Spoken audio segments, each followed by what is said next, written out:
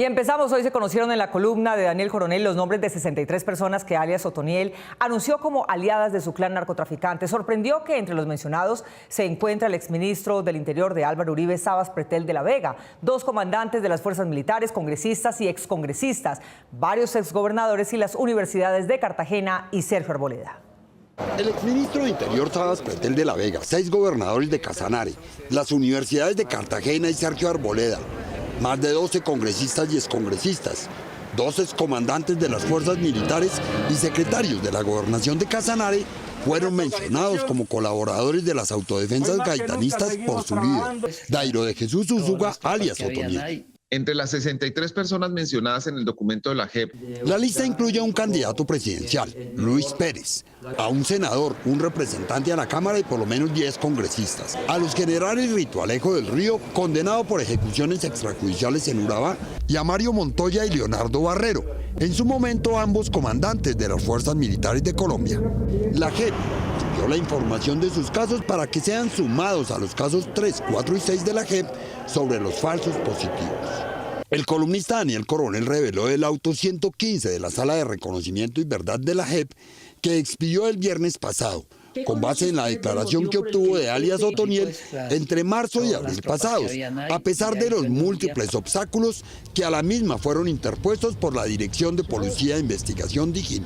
El 5% del presupuesto para obras públicas del Casanare y parte del Meta era entregado a los paramilitares. En el punto 5 de dicho auto, los 3 magistrados que examinaron la declaración le remiten al director de la policía y al fiscal general una parte de la declaración referido al presunto pago actual de la organización criminal Autodefensas Gaitanistas de Colombia o Clan del Golfo a miembros de la fuerza pública, es decir, sobre los pagos que la organización criminal, aún después de la captura de su líder, estaría desembolsando a favor de oficiales de la fuerza que lo mantenía en custodia. El columnista destaca también los apartes del pronunciamiento de los magistrados que involucra a 2 universidades. Tuvo unos contratos muy grandes la Universidad de Cartagena y la Universidad Sergio Arboleda también, con el conocimiento de la organización total. Allí está el hospital directamente, el gobernador lo dio a la organización. El contrato le quedó al bloque Centauros, lo hizo la Universidad de Cartagena, pero las utilidades eran de la organización.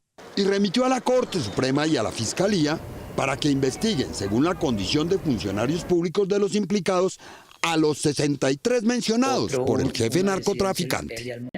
Los actores de la tutela que logró detener la extradición de alias Otoniel explican que su acción tenía como propósito evitar que el gobierno consiguiera sacarlo del país sin que hubiera delatado a sus presuntos cómplices dentro del gobierno. Miguel Ángel Peñaranda. Mónica, a pesar de las promesas de los gobiernos de Estados Unidos y Colombia de que hablaría igual que aquí, la experiencia ha demostrado que con los paramilitares el gobierno también extradita su versión del conflicto. 7 organizaciones acreditadas como víctimas ante la JEP y organizaciones internacionales y quienes sufrieron los crímenes del Clan del Golfo y de alias Otoniel interpusieron una tutela ante el Consejo de Estado para que suspendiera la extradición del jefe de ese clan, argumentando que él no ha confesado los delitos que cometió en su contra y de sus familiares. Más que favorecer al criminal alias Otoniel, de lo que se trata sobre todo es de respetar el legítimo derecho de las víctimas a conocer la verdad. Como la tutela no ha sido resuelta de fondo, dándole o no la razón a las víctimas, el magistrado César Palomino de la sección segunda del Consejo de Estado notificó al presidente Iván Duque que ordene la suspensión de la extradición del jefe narcoparamilitar hacia Estados Unidos, advirtiendo que si Otoniel sale de Colombia, vulnera los derechos de sus víctimas a conocer la verdad de los crímenes de guerra en que incurrió. Que es necesaria y urgente la medida provisional debido al alto grado de afectación existente o de inminente ocurrencia de un daño mayor sobre los derechos presuntamente quebrantados. Se marca el final del Clan del Golfo. La extradición de Otoniel fue tramitada por el gobierno, autorizada por la Corte Suprema y solo faltaba la firma del presidente Duque para entregarlo a Estados Unidos. Es decir, el jefe del Clan del Golfo estaba con un pie en la escalerilla del avión de la DEA. Llama muchísimo la atención por cuanto no es o no se puede precisar con claridad cuáles son los intereses de fondo que está tratando de dilucidar el gobierno nacional, tratando de acelerar al máximo posible esta extradición. Otras agrupaciones de víctimas consideraron que el supuesto interés oficial en que Otoniel no hable tendría relación con las responsabilidades de personajes del mundo político de hoy en los hechos criminales cometidos por el Clan del Golfo. Sabemos que hay un trasfondo de lo que sucedió en el marco del conflicto y que hay muchas personas que hacen parte hoy de nuestro gobierno que están implicados en lo que sucedió en este territorio. La Comisión Intereclesial de Justicia y Paz, mediante un comunicado, interpretó que la extradición de Otoniel es pedida por Estados Unidos por sus delitos de narcotráfico, pero no resuelve judicialmente las acciones violentas que afectaron a varias comunidades del país. Las víctimas no quieren que se repita lo mismo que sucedió en 2008, cuando los principales jefes paramilitares fueron extraditados a los Estados Unidos, llevándose consigo la verdad de los delitos de lesa humanidad y delitos de guerra que se cometieron en el país. El Consejo de Estado ofició a 8 entidades del gobierno, entre estas la Presidencia, la Cancillería y el Ministerio de Justicia, para que no ejecuten la orden de extradición mientras se toma decisión en la tutela presentada. Dirigentes del Partido Liberal en Tolima, Arauca, Nariño, Cauca, Putumayo, Huila y otros departamentos salieron a la plaza pública hoy para anunciar su desacato a la adhesión del teórico presidente del partido a la campaña de Federico Gutiérrez al lado de los dirigentes de la campaña Petro Presidente. Hay una gran identidad. Yo estoy totalmente convencido de que vamos a poder trabajar juntos sin ningún problema. El expresidente César Gaviria anunció de esta manera a Federico Gutiérrez como su candidato presidencial. Sin embargo, en su partido no todos recibieron bien la decisión del director. No es nuestra obligación. El senador electo y actual representante a la Cámara por el liberalismo, Alejandro Carlos Chacón, se apartó de la decisión de César Gaviria. El Partido Liberal no es una monarquía, es una democracia política, especialmente por su condición ideológica.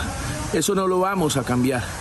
Por lo tanto, no tenemos candidato presidencial. En el Tolima, miembros del directorio liberal anunciaron en la plaza pública su rechazo a la decisión del expresidente. Gustavo Petro, no se preocupe por esa decisión errática de quien se quiere perpetuar en la dirección del partido, que los auténticos liberales, que los que queremos el cambio que usted representa, lo vamos a acompañar. Miembros del directorio liberal de Cundinamarca también anunciaron que la candidatura del pacto histórico es la suya. Petro seguramente marcará la pauta de la mayor votación en este país. En Arauca, el diputado liberal Hernando Pozo se pronunció en el mismo sentido. Las bases liberales conformadas en el departamento de Arauca, en su gran mayoría, están con el pacto histórico. Mientras tanto, en el departamento del Huila, el veedor liberal Gerardo Castro, en asamblea del partido, aseguró que avala el apoyo de la colectividad